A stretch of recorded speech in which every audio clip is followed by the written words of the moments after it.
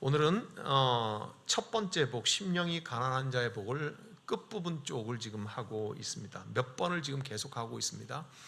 우리가 처음에 했던 것을 몇 주를 뭘 했냐면 세계관, 우리 가치관에 대하여서 얘기를 했습니다. 그래서 그 가치관이라고 하는 것은 우리는 누구인가? 우리는 어디에 있는가? 우리의 문제는 무엇인가? 그러면 어떻게 할 것인가? 그것을 한번 생각을 해보면서 우리의 세계관을 바꾸는 것, 그것이라고 말했습니다. 무슨 말이냐 하면 오늘처럼 심령이 가난한 자가 복이 있다고 세상 아무도 믿지 않는데 예수는 이 말을 합니다. 그러니까 세상이 가치 없다고 생각을 하는 것을 예수님은 가치 있다고 복이 된다고 말씀하시잖아요. 그죠? 그건 뭐예요? 우리의 가치관이 바뀌어야지만이 이해가 되는 거다. 그 말씀인 거죠. 네, 그 말씀인 거예요. 그래서 어디서 시작을 하냐면 창세기 1장, 2장에 하나님께서 세상을 창조하시면서 매번 뭐라고 하세요? 보시기에 좋았더라. 그게 무슨 말이에요? 가치 있는 거더라. 그 말이잖아요. 그죠? 그러니까 예수께서 지금 하나님이시잖아요. 예수께서 복이 있다고 하는 것은 가치가 있다는 말이잖아요. 근데 세상은 가치가 없다 그래요. 그런데 예수님은 가치가 있다 그러세요. 그 다음엔 이제 우리잖아요. 그죠? 세상이 뭐라 그러든지 우리잖아요. 그리스도인이잖아요. 심령이 가난한 사람이 복이 있다는 것을 우리가 받아들일 수 있어야 돼요. 그죠? 이게 가치 있는 거라는 것을 우리가 생각을 하겠다 이 말입니다. 자, 이렇게 이제 지금까지 온 대략의 흐름을 봤습니다. 첫 번째를 봅니다. 더 나은 삶과 사회를 위해서라고 플랜카드를 걸었습니다. 모든 사람이 다 원하는 거죠. 그건 20세기 초에 우생학이라는 게 그거예요. 우생학이라고 하는 게 뭐냐 하면요, 점점 더 좋은 종자를 개발해서 더 많은, 더 큰 거, 더 높은 소득을 올리고 그럴 수 있잖아요. 그죠? 수박만 해도 예전에 요만한 수박이 요즘은 이만하잖아요. 그죠? 닭만 해도 예전에는 조막만 하던 것이 지금은 닭이 막 이만해지잖아요. 그게 뭐예요? 우생학이 있는 거예요. 그러니까 우수한 것만 살아남고 열등한 거는 제거해버린다. 기술적으로. 그게 바로 우생학이에요. 20세기 초의 우생학. 예를 들면 이런 겁니다. 밑에 뭐라고 되어 있어요? 소록도의 남성거세. 소록도는 일제 때부터 나병 걸린 사람들이 거기에 갇혀 있던 데입니다. 지금은 다리로 연결되어 있지만 그때만 해도 그렇지 않았어요. 완전 섬이었죠. 거기에 나병 걸린 사람들만 둡니다. 그런데 나병 환자들끼리도 사람의 본질인 사랑은 있잖아요. 그죠? 그러니 혼인을 하고 아이를 낳기 시작한다. 그러니까 일본 사람 소장이 생각을 하기를 그런 거예요. 나 환자가 자식을 낳으면 부모의 영향을 틀림없이 받을 거라는 생각을 하죠. 그러니 뭐예요? 자식 안 낳는 게 좋겠다 그 말이죠. 그래서 소록도에 있는 나 환자들의 남성성을 거세해버립니다. 소록도에 가보시면 언제 한번 가봅시다 그러지 말고 소록도에 가면 저렇게 수술을 했던, 강제 수술을 했던 시설이 있어요. 그런데 놀라운 것은 뭐냐 하면요, 나병에 걸린 남성과 여성이 부부가 아이를 낳으면 낳은 아이는 정상이 나와요. 이런 아이를 뭐라고 하느냐면 미감아라 그래요. 아직 아니라는 거예요. 감염되지 않은 아이라는 거예요. 그러니까 부모가 다 나 환자라도 아이를 낳으면 정상인 아이가 나와요. 그럼에도 불구하고 아버지가 나병에 걸렸으니까는 열등한 것이니까 없애버려야 된다고 생각을 하는 거죠. 소록도 입구에 가면은요, 거기에 지금은 아마도 거의 뭐 줄어드니까 그런 일이 없지만 배 나루터에서 딱 내려서 들어가는데 첫 입구의 왼쪽으로 거기에 미가마들이 사는 집이 있어요. 그러니까 소록도의 나환자들이 낳은 아이인데 건강한 애들이거든요. 그러니까 걔네들끼리 살게 하는 공동체를 만들어 줘요. 그래서 걔네들이 학교를 어디로 가게 해요? 배 타고 나가요, 학교를. 그래서 녹동항에 있는 고흥반도 끝이죠. 거기 가서 학교를 다니기도 하고 그렇게 하는 데가 있죠. 근데 어쨌든 다시 중요한 건 이래요. 더 나은 사람만 살아남아야 된다. 더 좋은 사람만 살아남아야 된다고 하면 도대체 그 기준은 무엇이냐? 한때 코미디에서 이렇게 유행했어요. 1등만 생각하는 더러운 세상 그랬어요. 코미디언이, 개그맨이 술이 취해가지고 코끝이 빨개갖고 뭐라면 1등만 생각하는 더러운 세상 뭐 그러면서 막 웃겼다고요. 생각나시죠? 예. 도대체 더 나은 사람이란 건 뭐냐?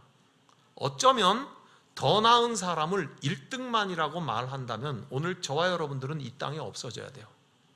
아니에요? 2등이든 3등이든 무슨 소용이 있어요?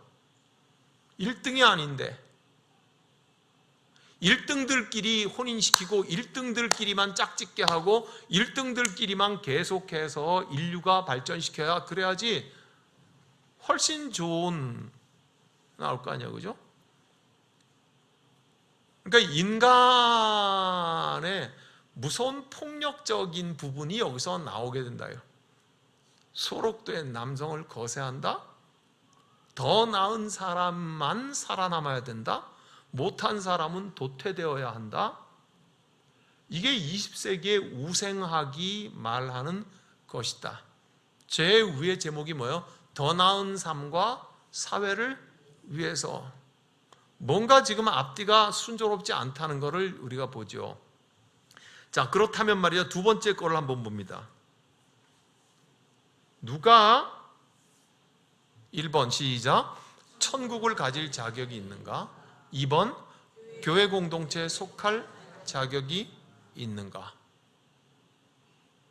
교회 공동체라고 하는 것은 기본적으로 죄인이 와서 예수의 은혜로 죄 씻음을 받고 하나님의 자녀가 되는 거예요. 그죠?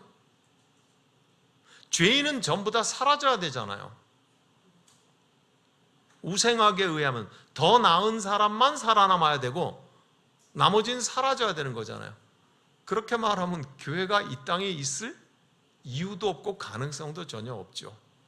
더 나은 사람이 천국을 가져야 한다면 누가 천국을 가질 수 있을까? 우리 중에 더 나은 사람은 어떻게 판단하는 겁니까? 여러분 옆에 있는 사람을 한번 힐끗 쳐다보십시오. 누가 더 나은 사람입니까? 더 낫다면 도대체 무엇이 더 낫다는 말입니까? 키가 더 큰 게 더 나은 사람입니까? 몸무게가 무거운 게 더 나은 사람입니까? 가방끈이 긴 사람이 더 나은 사람입니까? 인간성이 좋은 사람이 더 나은 사람입니까? 무엇이 더 나은 사람입니까? 예? 더 나은 사람만 살아남아야 된다고 하면 천국은 누가 가져야 될 것이며 교회 공동체에 속할 자격은 도대체 누구에게 있는가 하는 것 말이죠. 이걸 반대로 뒤집어서 다음 화면을 봅시다. 같이 읽어보죠. 누가 없어지면 좀 더 좋은 신앙 공동체가 되는가? 목회하면서 속 많이 상할 때가 많아요. 네? 저분은 좀 다른 교회 가가지고 신앙생활 하면은 우리 공동체가 훨씬 좋아질 텐데. 네. 뭐 저분이 갔다가 뭐 우리 교회 밖으로 나간다 그래도 예수 안 믿는 거 아니잖아. 그렇잖아요, 그죠? 네? 이게 지금 저만의 생각입니까? 누가 없어지면 우리는 더 좋은 공동체가 될까요? 예. 아까 했던 질문이구만. 도대체 누가 더 나은 사람입니까? 누가 더 좋은 사람입니까? 그렇죠? 예. 우리는 모두가 죄인들이죠. 자, 그 다음 화면을 봅니다. 사람을 가리지 않는 하나님 나라. 우리의 희망은 저기에 있습니다. 사람을 가려서 우수한 사람만 살아남고 열등한 사람을 제거해 버리는 것이라고 하면 우리 모두는 두려움과 공포 속에서 살아가는 존재들일 것입니다. 우리의 희망은 도대체 어디에 있습니까? 사람을 가리지 않는 하나님의 나라에 우리의 소망이 있는 것입니다. 자, 1번을 읽어봅니다. 시작. 맨 먼저 영적으로 파산한 사람들이 복되다고 하는 것을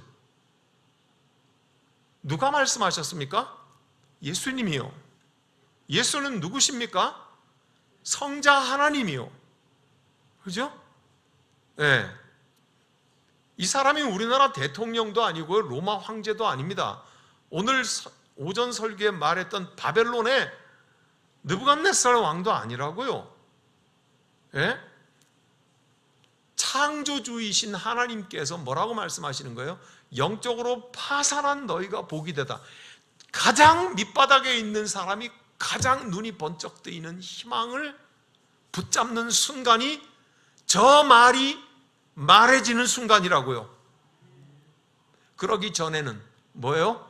나는 돈도 없고 힘도 없고 배우지도 못했고 나는 열등한 인간이니까 우수한 사람만 살아남아야 되는 이 세상에서 나는 언제 죽을지 언제 사라질지 언제 쓰레기가 될지 몰라서 저 깊은 영혼의 두려움 속에서 벌벌 떨며 눈치를 이렇게 보고 있어요. 이쪽 한번 쳐다봤다가 이쪽 한번 쳐다봤다가 저길 가면 내가 안전할래나? 저길 가면 나를 쫓아내지 않을래나? 우리는 전부 잠재적인 우울증 환자예요. 우리는 전부 잠재적인 공황장애증 환자라고요. 그리고 우리는 전부 잠재적인 정신분열증에 걸리기 직전의 사람들인 거예요. 그죠? 누가 도대체 1등인 거야? 누구만 살아남을 수 있는 거야? 예? 그렇게 저 밑바닥에 깔아앉아가지고 두려움과 공포에 살고 있는 인생이 뭐라고요? 맨 먼저 영적으로 파산한 사람이 복되도다. 하나님의 나라가 그의 것이다. 저 제목이 뭐라고 써 있어요? 사람을 가리지 않는 하나님 나라.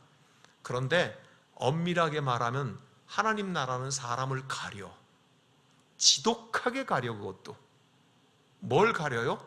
영적으로 파산한 사람이 복되다고 하니까 가리는 거죠. 난 괜찮은 사람이야. 나는 우수한 사람이야. 나는 1등이야.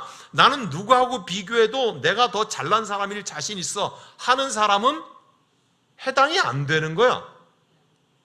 그죠? 늘 불안과 두려움과 나는 인생의 밑바닥인데 나는 아무것도 없는 파산의 사람인데 하는 그 사람에게 가장 먼저 선택하는 나라가 하나님의 나라예요. 이게 희망이죠. 이게 소망이라고요. 그 다음엔 로마서 8장 14절에 뭐라고 써있나요? 같이 읽어요. 시작. 바랄 수 없는 중에 바라고 믿었다. 뭐가 좀 부족하죠? 그럼 찾아야 돼. 로마서 8장 14절.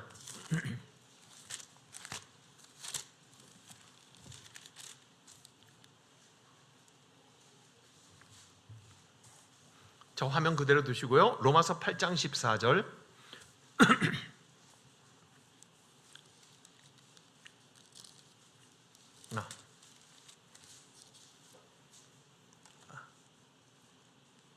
아닙니다. 미안합니다. 4장 18절.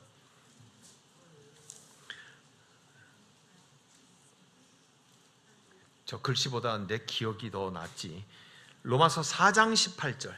4장 18절 시작. 아브라함이 바랄 수 없는 중에 바라고 믿었으니 이는 네 후손이 이 같으리라 하신 말씀대로 많은 민족의 조상이 되게 하려 하심이라. 아브라함이 바랄 수 없는 상태래요. 뭘 바랄 수 없다는 거예요? 아들을 바랄 수 없대. 그죠? 아들을 바랄 수 없다고 하는 건 이 시대, 아브라함 시대에는 자기로 대가 끊어지는 거예요. 그죠? 요새는 딸도 아버지의 성을 물려받을 수 있잖아요. 근데 아브라함 시대는 그게 아니야. 아들이 없다는 것 자체는 자기의 존재가 이 세상에서 끝나는 걸 의미해. 그러니까 돈 많으면 뭐 할 거며, 땅 많으면 뭐 할 거며, 아는 사람이 고관대작이 다 내 친구면 뭐 할 건가? 그죠? 바랄 것이 아무것도 없는 상태라는 거예요. 바랄 게 아무것도 없는 상태에 바랄 게 하나 생겼대요. 저기 보세요. 바랄 수 없는 중에 바라고 믿었대요. 뭘 바랬다는 거예요? 하나님이요. 이 땅에서는 아무것도 바랄 것이 없이 소망이 끊어진 사람인데 하나님을 바랬대요. 제가 몇 주 전에 설교할 때 이렇게 말했어요. 심령이 가난하다는 것은 파산했다는 의미인데 절벽 끝에 몰려서 서 있는 것 같다고 말했어요. 한 발자국만 더 뒤로 가면은 추락하는 거예요. 앞으로는 나갈 수 없어요. 여기까지 몰려왔어요. 아무것도 할 게 없어요. 저게 뭐예요? 바랄 수 없는 상태예요. 이제 둘 중에 하나밖에 없어요. 뒤로 떨어지든지 아니면 위로부터의 도움이 임하든지. 그렇죠? 그러니까 영적으로 파산한 자, 심령이 가난한 자는 하늘로부터의 도움 말고는 아무것도 바랄 게 없는 사람이다 그 말이에요. 그래서 지금 뭐라고 말해요? 심령이 가난한 자는 복이 있나니 하나님의 나라가 임할 것이요 하나님의 나라가 자기일 것이요 그 말인 것입니다. 예, 하여 오늘 이 말씀이 우리를 어떻게 이끌어가서 마침내 예 주님 나는 이 바닥에서 복된 소리를 듣습니다. 나는 이 말씀을 받아들입니다. 참으로 주의 말씀을 듣고 보니 그러합니다 하는 저와 여러분이 되기를 소망합니다. 기도하겠습니다. 주님, 더 나은 사람, 그가 더 좋은 세상을 만들 수 있다는 인간의 생각이 아니라 가장 먼저 영적으로 파산한 사람이 복되도다고 하시는 예수의 말씀이 우리의 영혼을 깨우게 하여 주옵소서. 아브라함이 아무것도 바랄 수 없는 상태 속에서 하늘의 하나님을 바라고 믿었더니 하나님께서 그것을 믿음으로 여기셨다고 하셨으니 우리 십자수 공동체의 믿음의 사람들도 이와 같이 되게 하여 주옵소서. 지금은 우리를 구원하신 예수 그리스도의 은혜와 하나님 아버지 크신 사랑과 성령의 사귐이 여러분과 함께 하시길 간절히 축원하옵나이다. 아멘.